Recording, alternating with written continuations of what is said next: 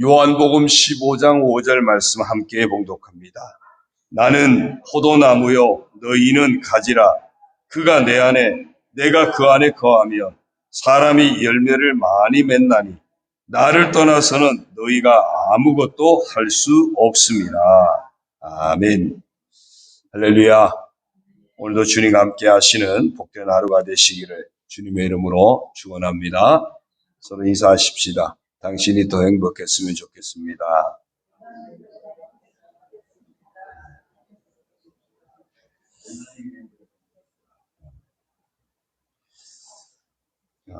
어제 말씀을 통해서 하나님께서 우리를 성도로 그리고 임원으로 부르신 것은 목적이 있는데 그 목적은 하나님 앞에 거룩한 자로 서게 하시려고 또 하나님의 상속자가 되게 하시려고 그리고 하나님의 일을 선포하게 하시려고 부르셨다고 했습니다. 그렇다면 이제는 이런 부르심의 목적에 부합한 삶을 어떻게 살아낼 것인가? 이것이 우리의 숙제입니다. 오늘부터 화수목 3차례 걸쳐서 이 문제를 풀기 위해 부름받은 자의 삶이라고 하는 또 작은 주제를 가지고 말씀을 전하려고 합니다. 내비게이터 선교회를 창시한 도슨 트로트맨이라는 분이 있습니다. 그분이 진정한 그리스도인의 삶을 어떻게 설명할까 하다가 이 수레바퀴를 생각하면서 그 수레바퀴를 통해서 그리스도인의 삶을 설명을 하게 됩니다. 수레바퀴를 여러분 생각하시면은 먼저 그 중심이 되는 축이 있겠죠. 그리고 지면에 이제 굴러가는 태가 있습니다. 이 축과 태를 연결하는 그리고 살이 있게 될 겁니다. 이것이 다 있어야 하나의 바퀴가 만들어지고 그 바퀴가 어떤 동력이 공급이 되면 정상으로 굴러가게 되어 있습니다. 오늘은 바로 이 수레바퀴를 생각하면서 부름받은 자의 삶을 쉽게 접근을 해 보려고 합니다. 오늘은 그 첫 번째로 그 중심이 되는 축, 그 다음에 지면에 닿는 태, 이 두 부분을 한번 생각해 보겠습니다. 첫째로 축입니다. 바퀴에 중심이 되는 축이 있듯이 우리 부름받은 자의 삶에도 축이 있습니다. 한번 따라서 하겠습니다. 중심 대신 그리스도. 바퀴의 중심이 되는 축을 생각하면서 내 인생에도 신앙인으로 살아간 내게도 중심 대신 그리스도. 바로 중심 대신 그리스도입니다. 우리가 부름받은 자로서 그 목적에 부합한 삶을 살아가기 위해서 언제 어떤 상황이 있든지 놓치지 말아야 할 것이 있습니다. 그것은 바로 내 중심에 언제나 그리스도가 계셔야 한다는 것입니다. 내 중심에 그리스도가 아닌 그 어떤 것이든 존재하는 순간 우리는 부름받은 자의 삶의 목적과는 상관이 없는 자가 되고 맙니다. 다시 말하면 내 인생의 주인이 누가 되느냐의 문제입니다. 주인이 누구냐에 따라서 그 주인에 의해서 삶이 결정되기 때문입니다.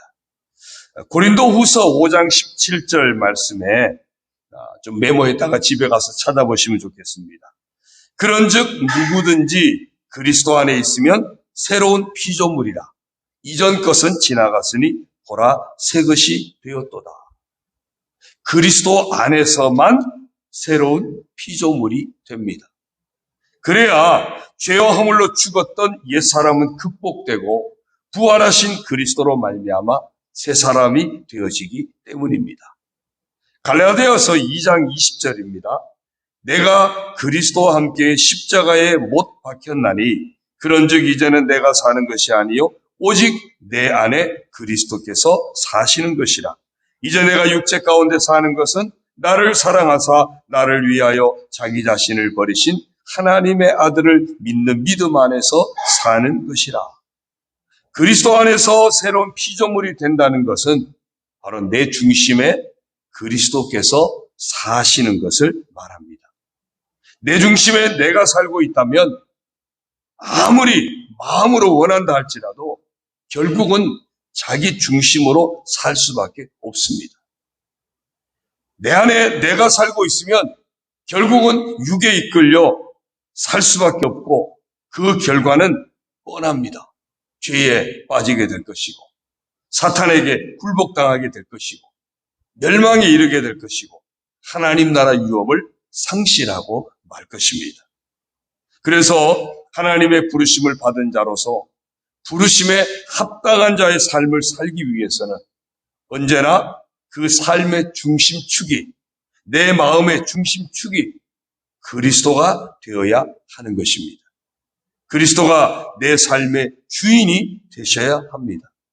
그래야 그리스도로 말미암아 새 사람이 되고 새 사람의 복을 누리게 될 것입니다. 이것이 바로 중심 되신 그리스도입니다. 고린도후서 아까 읽은 말씀이나 갈라디아서의 말씀이나 다 누구의 고백입니까? 다 사도 바울의 고백입니다. 여러분, 사도 바울이 어떤 사람입니까? 그야말로 자기 중심적인 삶을 살았던 사람입니다. 자기 나름대로는 하나님을 위해서 산다고 했습니다.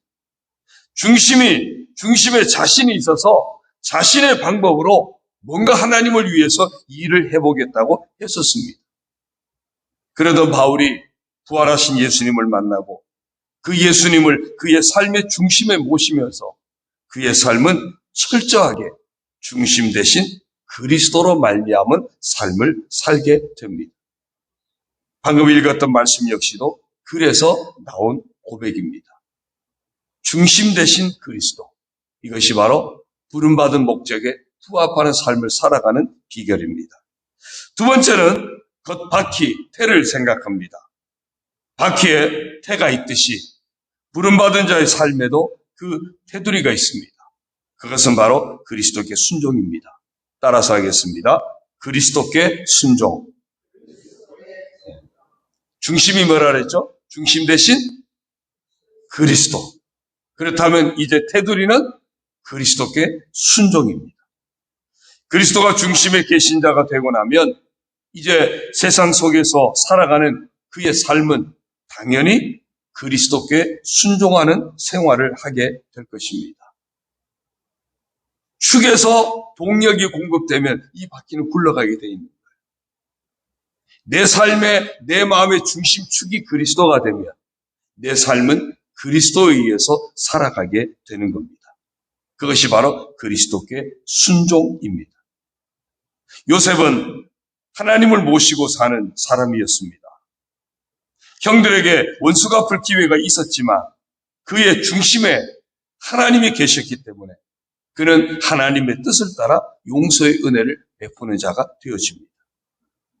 다윗도 하나님을 모시고 사는 사람이었습니다. 자신을 죽이려고 했던 그 사울을 반대로 죽일 수 있는 기회가 주어집니다.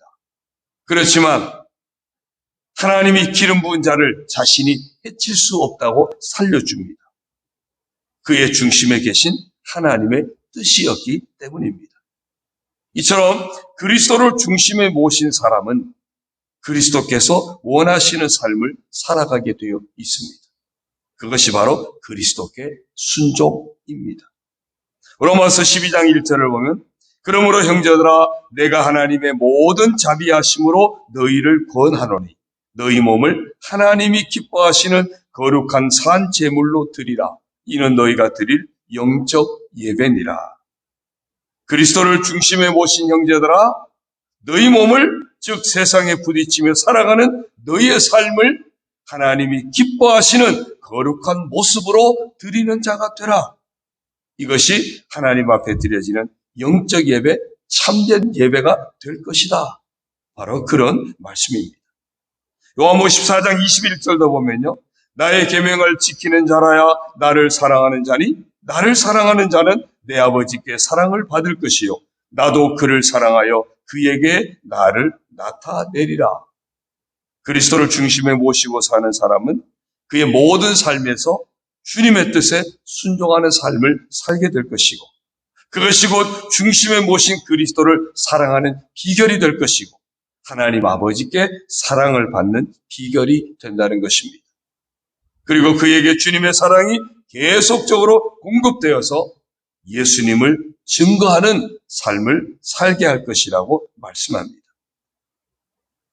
오늘 처음 읽었던 요한복음 15장 5절의 말씀도 어차피 이 두 가지가 다 함께 포함된 말씀입니다. 나는 포도나무여 너희는 가지라. 그가 내 안에 내가 그 안에 거하며 그가 내 안에 우리가 주님 안에 또 내가 그 안에 거하며 주님이 우리 안에 거하시면 중심 되신 그리스도가 되어지면 그는 그리스도께 순종하는 삶을 통해서 많은 열매를 맺게 될 것이다. 나를 떠나서는 너희가 아무것도 할 수 없습니다. 중심에 그리스도가 계시지 않으면 결코 그리스도께 순종하는 삶을 살 수 없을 것이다. 우리가 아무리 몸부림치고 우리가 아무리 결단한다 할지라도 내가 중심되어 행하는 것은 결국은 주님이 주시는 열매가 아니라 내가 맺는 열매에 불과합니다. 그러나 내 안에 주님이 계셔서 그 주님께 순종하는 삶을 살아가면 그 열매는 주님께서 허락하시는 열매입니다. 그 열매는 주님이 맺게 하시는 열매입니다. 그것이 진정한 부름받은 자의 삶입니다. 그것이 하나님이 기뻐 받으시는 복된 모습이 되는 줄로 믿습니다. 사랑하는 성도 여러분, 우리 모두 부름받은 성도로서 그리고 부름받은 임원으로서 부름받은 목적에 부합하는 복된 삶을 살아갈 수 있기를 주님의 이름으로 축원합니다. 그러기 위해서 날마다 내 중심에서 그리스도가 고백되어지고 그 그리스도가 계시는 삶이 되어지기를 바랍니다. 내 중심에서 나를 위해 죽으신 십자가 예수님이 믿어지고 그 주님이 부활하심으로 우리의 구원을 온전히 이루셨음이 내 중심에서부터 날마다 믿어지는 그런 모습이 되기를 바랍니다. 악한 사탄은 내 안에 끊임없이 여전히 나로 채우게 하려고 할 것입니다. 세상 가치, 세상 풍조가 내 중심을 주장하게 하려고 할 것입니다. 이런 모든 유혹을 뿌리치고 오직 예수님이 내 안에 계시는 오직 예수 그리스도로 말미암아 살아가는 우리 모두가 되기를 주님의 이름으로 축원합니다. 뿐만 아니라 내 안에 계신 그리스도로 말미암아 세상과 부딪히며 살아가는 나의 삶 역시도 주님이 이끄시는 대로 순종하는 삶이 되어지기를 바랍니다.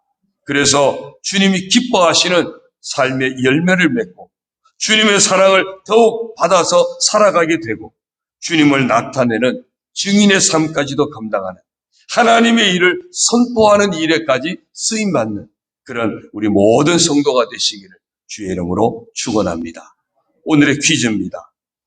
수레바퀴 예화를 통해서 보게 된 우리의 중심 축은 무엇이고 또 세상과 접하는 태는 무엇입니까? 중심은 무엇이고 또 그 태는 무엇입니까? 두 가지 문자로 보내주십시오. 268장 우리 찬송하시고 함께 부르짖어 기도하시다가 돌아가시겠습니다. 268장 날마다 부름받은 자로서 하나님 앞에 거룩한 자로 서게 하시고 하나님의 상속자의 삶을 살게 하시고 그리고 하나님의 일을 선포하는 복된 자가 될 수 있도록 그러기 위해서 내 중심에 그리스도를 모시고 그러기 위해서 날마다 그 그리스도께 순종하는 삶을 살아서 아름다운 열매가 풍성하게 맺혀지는 복된 인생 부름받은 자로서 합당한 삶을 살게 해달라고 우리 268장 찬송대역에 손뼉 치며 부르시고 부르짖어 기도하시다 돌아가시겠습니다. 죄에서 자유를 얻게 함은 보혈의 능력 주의 보혈 시험을 이기고 승리하니 참 놀라운 능력이로다. 주의 보혈 능력이 또다. 주의 피 믿으어 주의 보혈 귀어린 양의 매우 귀중한 피로다. 육체의 정욕을 이길 님은 보혈의 능력 주의 보혈 정결한 마음을 얻게 하는 참 놀라운 능력이로다. 주의 보혈 능력이 또다. 주의 피 믿으온 주의 보혈 그 어린 양의 매우 귀중한 피로다. 눈보다 더 이게 밝히는 것 보혈의 능력. 주의 보혈 부정한 모든 것 밝히시니 참 놀라운 능력이로다.